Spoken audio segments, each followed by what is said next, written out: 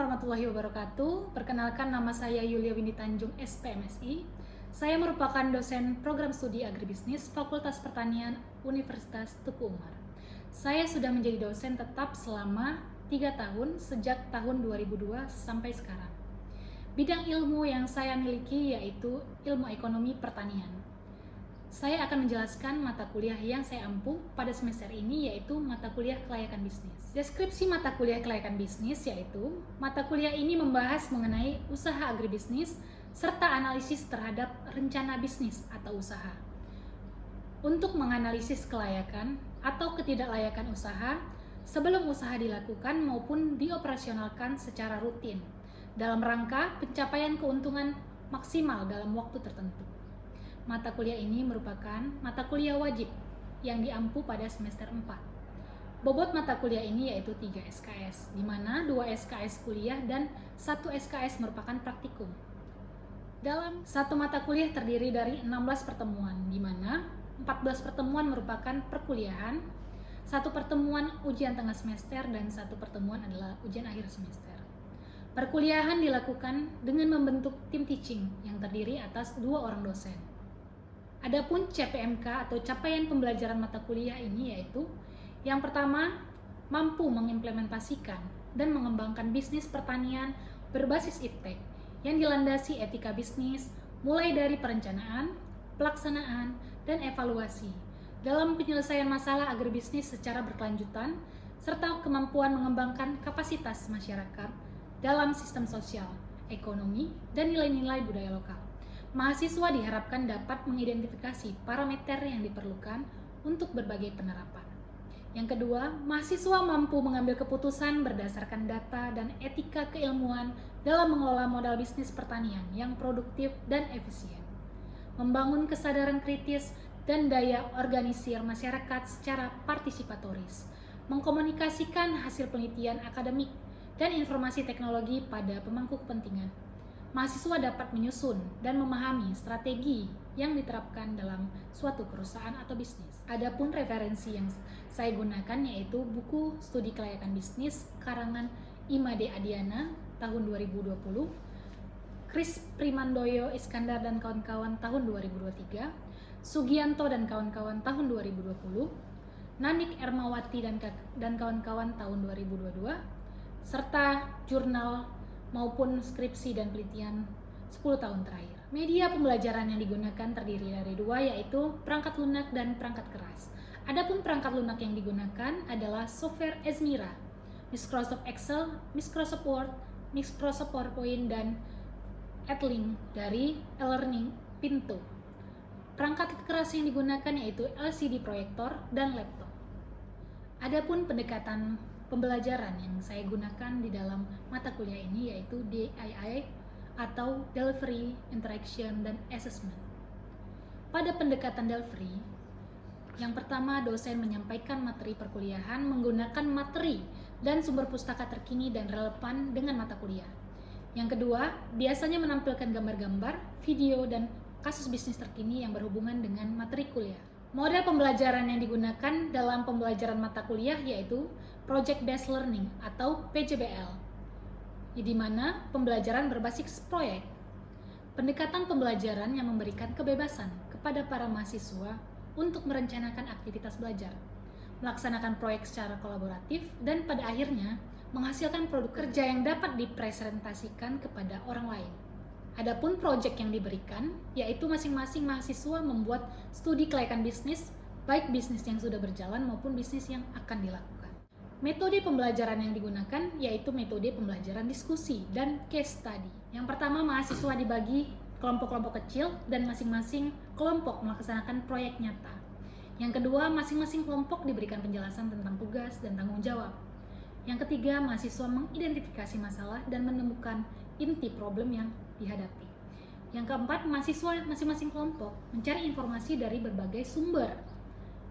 Yang kelima, berbekal informasi tersebut, mahasiswa bekerja sama dan berdiskusi dalam memahami masalah dan mencari solusi. Yang selanjutnya, masing-masing kelompok mensosialisasikan pengalaman dalam pemecahan masalah kepada kelompok lainnya untuk mendapatkan masukan dan penilaian. Pendekatan interaction yang digunakan yaitu yang pertama, sesi tanya jawab, diskusi kelompok dan kegiatan interaktif lainnya dilakukan untuk memperdalam pemahaman mahasiswa. Pendekatan asesmen yang dilakukan yaitu uraian tugas, di mana uraian tugas akan diberikan pada halaman e-learning Pintu atau @link masing-masing mahasiswa. Metode atau cara pengerjaannya akan dijelaskan di @link masing-masing, maupun deskripsi luaran tugas yang dihasilkan, dan kriteria penilaian dan waktu penyelesaian tugas akan tercantum pada halaman @link atau Pintu mahasiswa masing-masing. Adapun bobot penilaian masing-masing kriteria yaitu tugas 20%, UTS 30%, UAS 30%, dan praktikum 20%. Berikut video pembelajaran mata kuliah kelayakan bisnis pada materi pertemuan 3 yang akan saya tampilkan. Demikian dari saya akhiri. Assalamualaikum warahmatullahi wabarakatuh. Assalamualaikum warahmatullahi wabarakatuh. Waalaikumsalam warahmatullahi wabarakatuh. Bagaimana kabarnya semuanya hari ini? Alhamdulillah. Oke, hari ini kita akan masuk ke materi kelayakan bisnis pertanian mengenai materi cost and benefit. Sebelum kita memulai mata kuliah, silahkan kita berdoa masing-masing. Doa dimulai.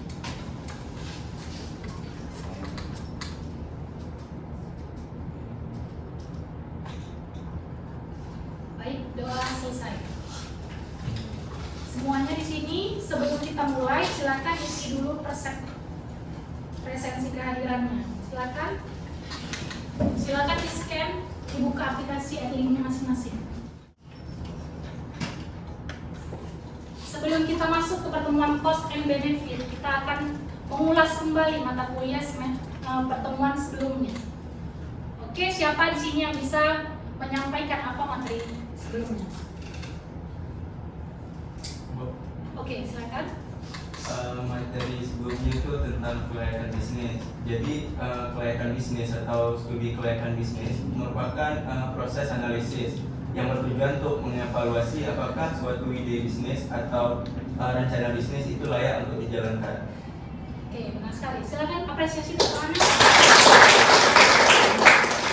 Jadi benar ya, kelayakan bisnis itu untuk menilai apakah bisnis ini layak atau tidak untuk dijalankan. Jadi dalam kelayakan bisnis itu ada namanya bisnis. Bisnis itu akan terdiri dari cost dan benefit. Nah, jadi kita sini akan mempelajari tentang cost dan benefit.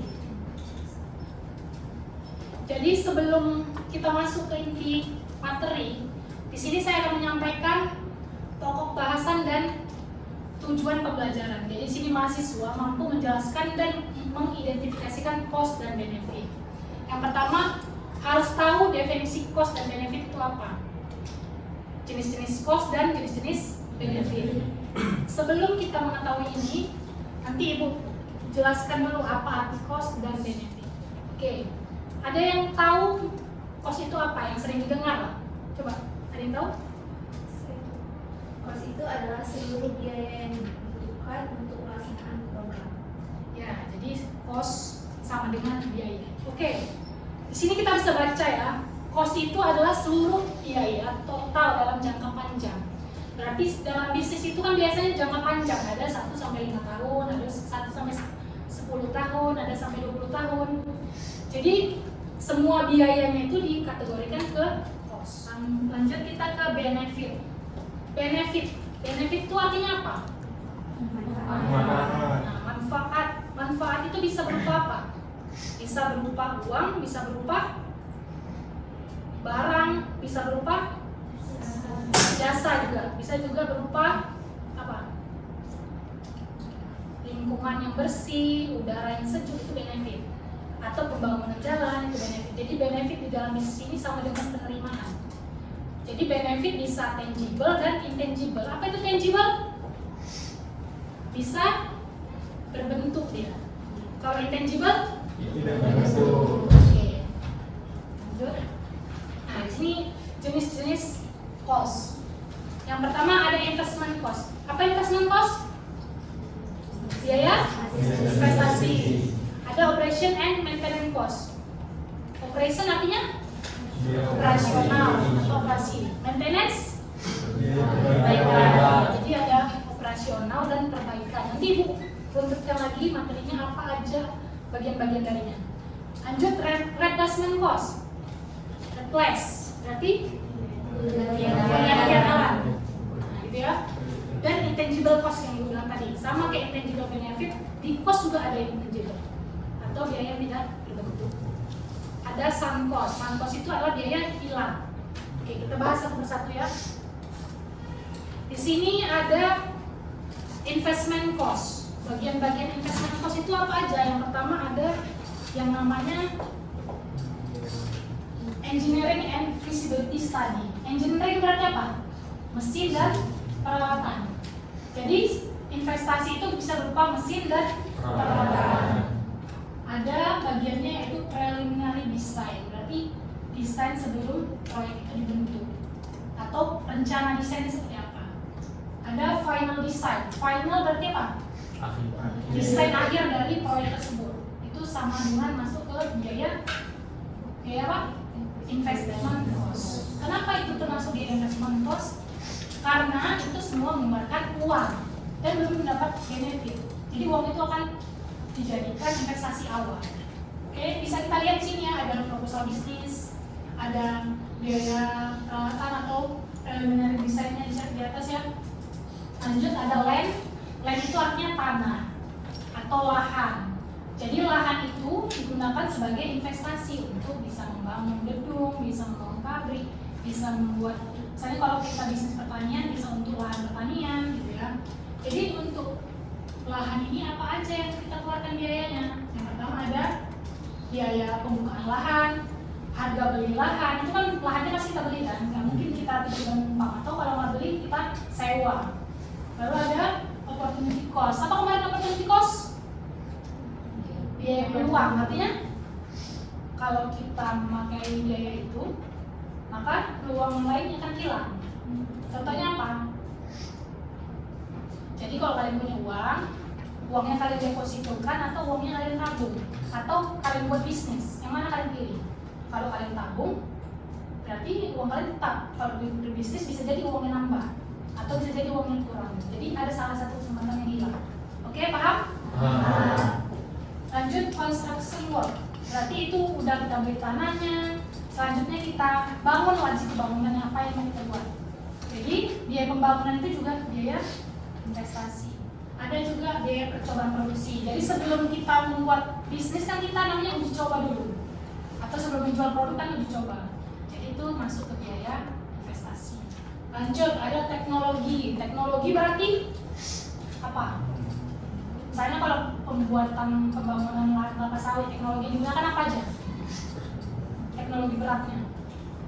Pembukaan lahan pakai apa? Ekskavator. Lalu pemetaan pakai? Yang terbang itu apa? Drone. Nah, itu teknologi yang digunakan. Ada juga bunga pinjaman. Jadi kalau kita tahu kan kalau bisnis itu modalnya dari mana? Bisa modal sendiri, bisa modal pinjaman. Pinjamannya bisa dari mana?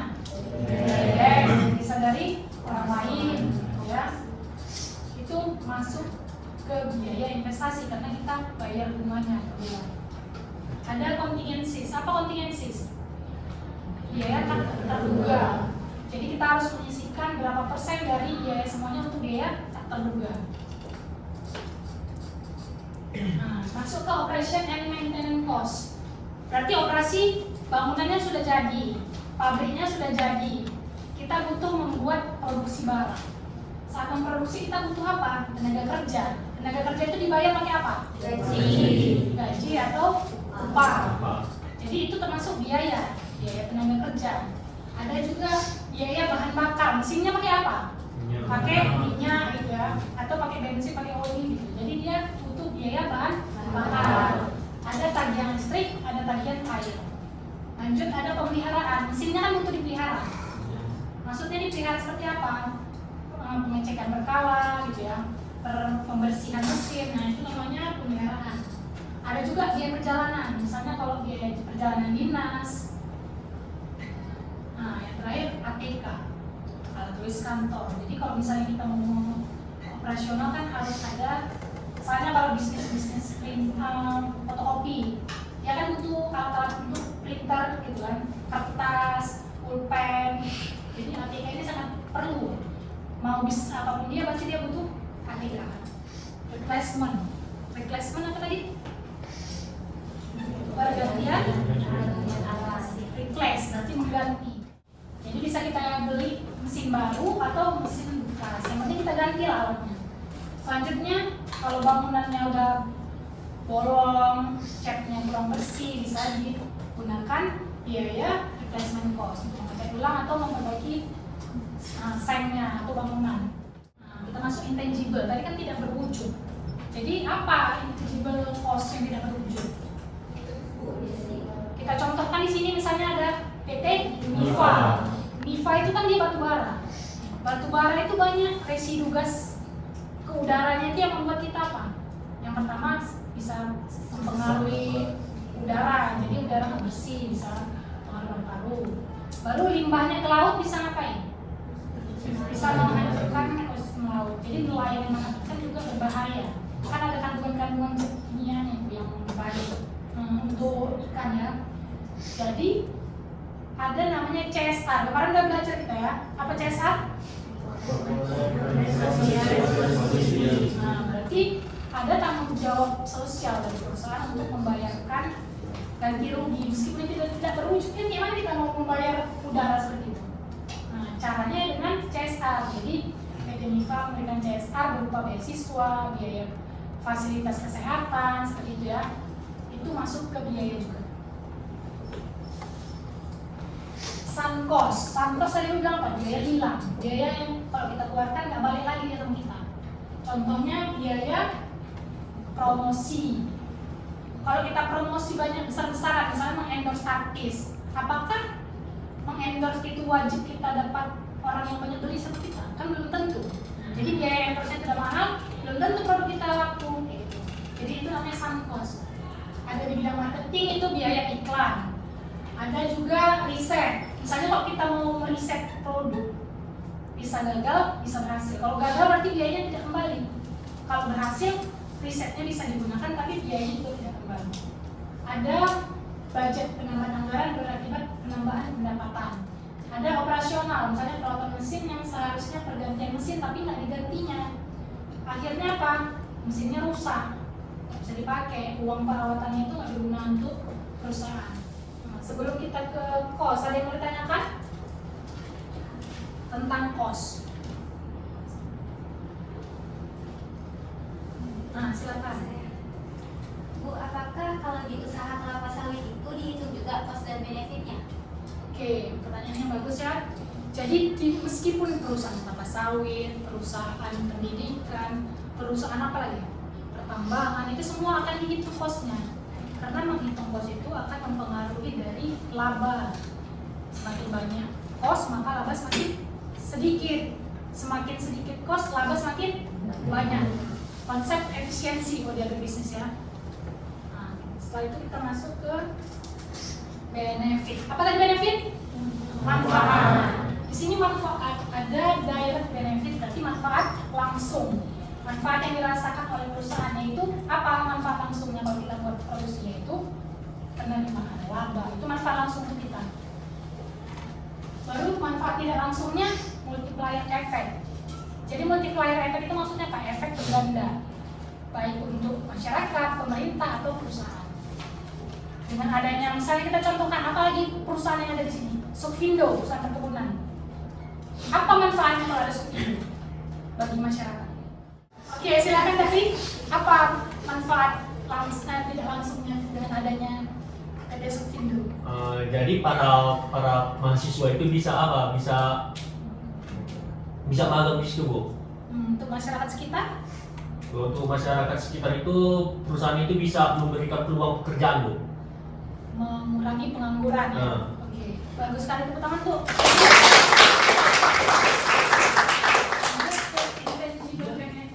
Benefit yang tidak berwujud. Lanjut. Oke, sampai sini ada pertanyaan tentang benefit? Gak ada? Oke, kalau tidak ada, kita lanjutkan untuk sesi belajar kelompok. Silakan duduk berkelompok masing-masing. Nanti Ibu akan panggilkan video, kalian bahas video ini, Ibu kasih waktu 5 menit. Silakan. Sini.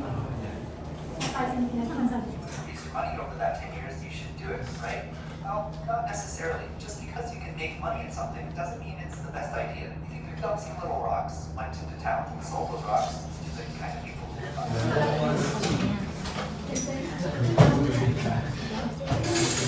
waktunya sudah habis. Silahkan masing-masing kelompok untuk mempresentasikan hasil diskusi kelompoknya. Kelompok berapa yang mau duluan?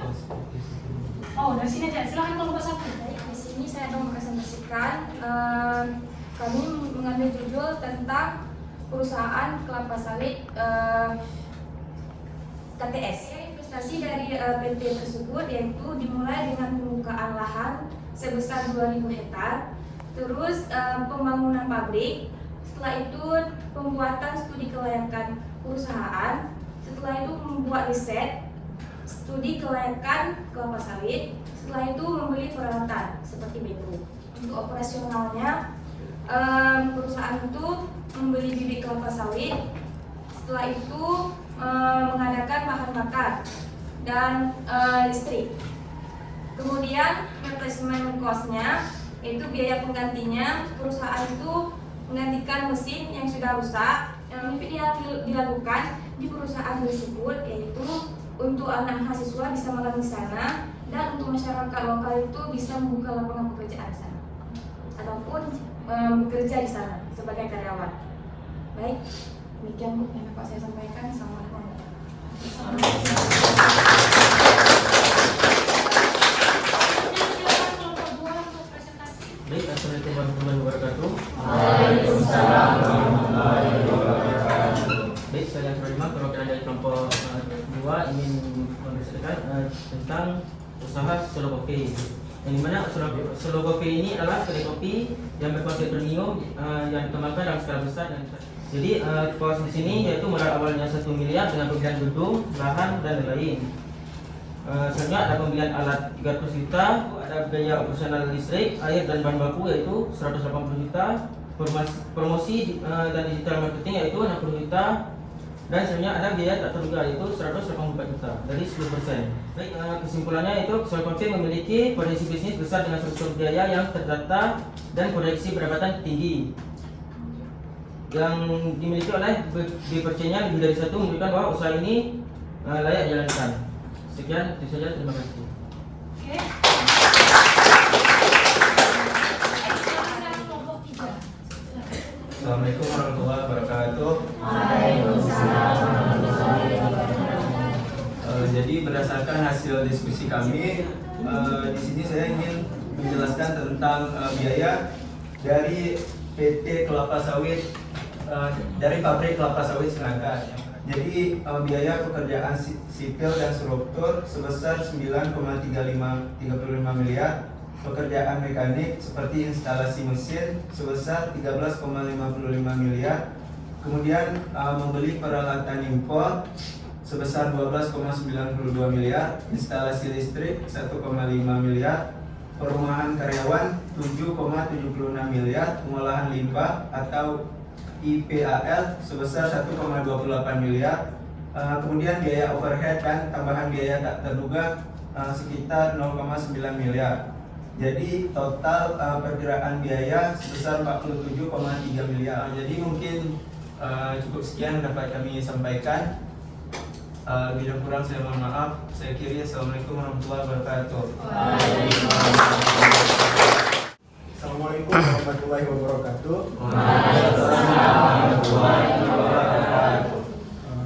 Saya perwakilan dari kelompok 3 ingin bertanya kepada kelompok 2. Tadi kan kelompok 2 membahas tentang kopi di Melabuh kan? Apakah untuk di Melabuh sekarang ini membuka usaha kopi itu masih efisien, sedangkan usaha-usaha kopi di sini di Melabuh ini sudah bertebaran banyaknya. Apakah masih efisien? Terima kasih. Saya tutup. Assalamualaikum warahmatullahi wabarakatuh. Waalaikumsalam warahmatullahi wabarakatuh. Baik, saya akan menjawab pertanyaan dari kelompok 3. Sekarang kondisi kopi di Melabuh cukup efisiensi dari sisi branding, promosi, dan hukuman kapital atau bukti seperti sertifikat haki, pelatihan barista semakin dikenal secara nasional. Jadi, tapi pada sisi produksi dan operasional masih ada kendala seperti harga biji tinggi, produktivitas rendah, dan proses masih manual. Baik, Assalamualaikum warahmatullahi wabarakatuh. Waalaikumsalam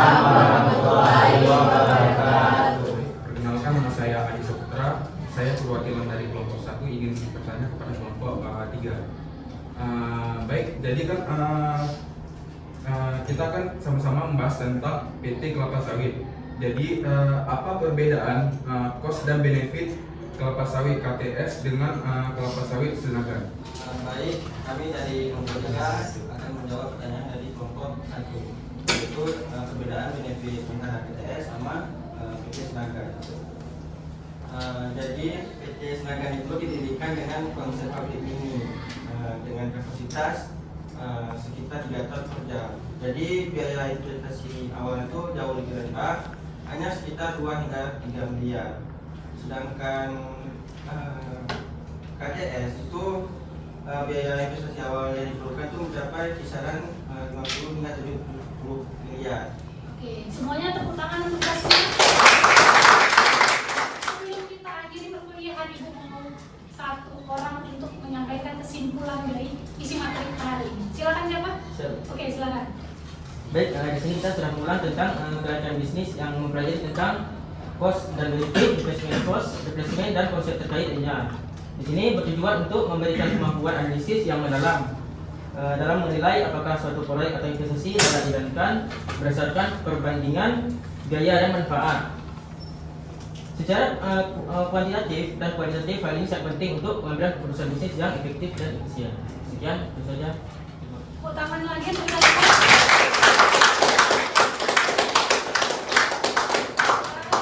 Dengan demikian maka berakhirlah perkuliahan kita hari ini. Tapi belum berakhir, kita akan memberikan tugas. Tugasnya, oke. Deskripsi tugas bisa kalian lihat di halaman edit atau di akun Pinto masing-masing. Selanjutnya nanti kalian input atau kalian upload berdasarkan batas waktu kumpulan yang sudah Ibu cantumkan di sini. Oke? Ada yang bertanyakan sampai sini? Tidak ada. Berarti udah jelas ya tugasnya. Oke. Kalau dengan demikian maka saya akhiri perkuliahan hari ini. Apabila ada salah dan kurang, saya mohon maaf. Assalamualaikum warahmatullahi wabarakatuh. Waalaikumsalam warahmatullahi wabarakatuh.